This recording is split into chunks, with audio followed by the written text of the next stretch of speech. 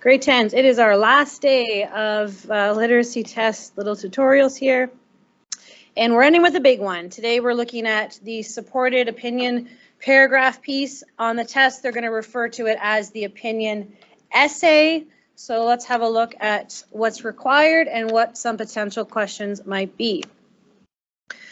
So supported opinion paragraphs have a purpose to them, and the purpose is to express your opinion on a particular topic with the focus on persuading your reader to believe your point of view. I want you to think about your reader as an adult who is interested in your opinion, so you can picture writing for your Period 1 teacher, for myself, for Ms. Morrow, for your parents. So just make sure your language doesn't involve any slang or short forms, and that it is of an academic nature. And of course, you'll need support and evidence for your opinion. So here is a sample question, and I pulled this, or I took a screenshot right from the test. The opinion essay is going to be in part B of the test. So remember what I said on Tuesday. That is the second booklet. So booklet A is heavy on reading and less writing. You're only doing the one short answer, which we looked at yesterday with a max of 100 words. And the opinion essay is in part B. It is in the third selection, but I would suggest doing it first. So when you come back from your break and you have a fresh set of eyes to start some new tasks, do the opinion essay first. It will take the most amount of time, so you want to dedicate the time it needs. So the instructions would be as following. Write an essay expressing an opinion on the following topic, and the topic is there for you. In this case, from a few years ago, it was, do people depend too much on technology? So notice the question isn't asking, do you like technology? Do you think it's a benefit? No, it's asking, do people depend too much? Further instructions say, be sure to include an introduction, supporting body paragraphs, and a conclusion. So we'll go over how to interpret that. Relevant reasons, examples, and facts. You can use personal language and personal examples. So you can say things like, last semester in my grade 11 history class, I did this. So you don't have to worry about formal language that you would in an MLA style. And of course, you need a clear explanation. Max of 500 words, and the box will cut you off. So really pay attention to that word count. As always with opinion writing, you're either to agree or disagree. Do not argue both sides. And I think all teachers will tell you that regardless of the subject matter. If you try to argue both sides, or if you say, well, it depends on the situation, you will not score very well because you are already failing in the clear explanation category. So just pick one side. Again, it is being marked by a teacher. They ultimately aren't looking for you to agree with them or to pick a right answer. It's just how well you can argue any side. So as always, just pick one. Here are some sample questions. These are all from previous tests. Now in the grade 11 test earlier this year, they gave two questions. They weren't options, but some people's computer had one question and some had another. One question was focused on the second one of our today's famous people, good role models. I think they use the words, our celebrities, good role models for young people. Again, pay attention to the language there. It's good role models for young people in general, but you could use any examples.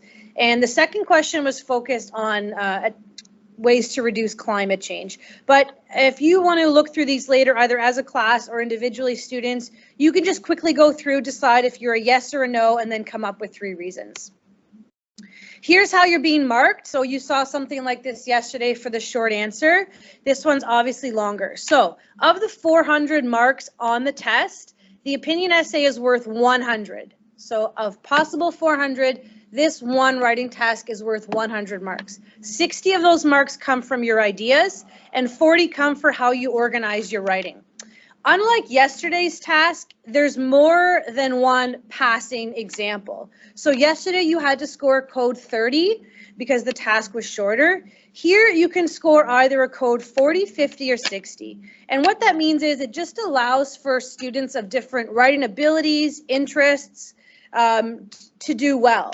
So some of you may score a code 60 in and have excellent detail, really creative use of language, and others may score 40 or 50, depending on your abilities in English or just your enjoyment of writing, and that's fine, okay? You'll notice that codes 40, 50, 60 still have a lot in common. The response is always related to the prompt, meaning you haven't just gone on a rant or a tangent.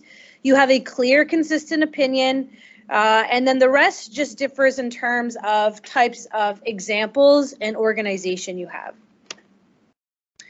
So we're going to operate on a structure of 5 paragraphs. Now, I use the term paragraph loosely, but trust me when I say if you organize your writing into 5 paragraphs, you will score higher on the form section.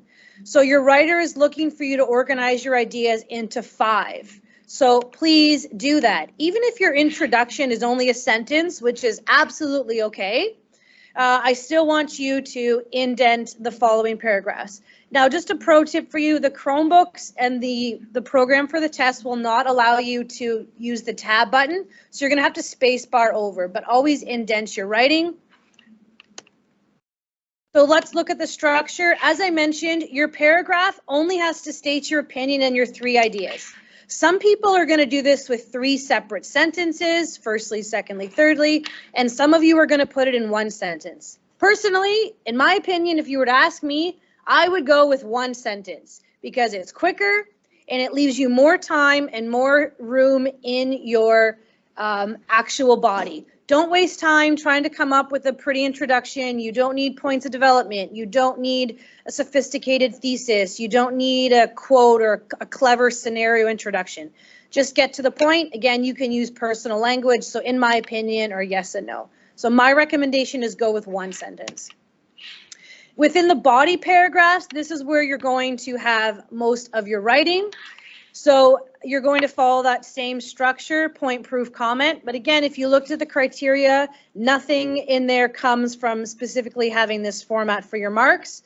But it just helps you stay organized, and it's a quick way to do your rough notes. PPC, PPC, PPC. Your goal is strive for 5, so you can remember that little rhyme. You want 5 sentences for your body paragraphs. A point gets a sentence, a proof gets 1 or 2 sentences, error on the side of caution and go for 2. Comment section could go for 2.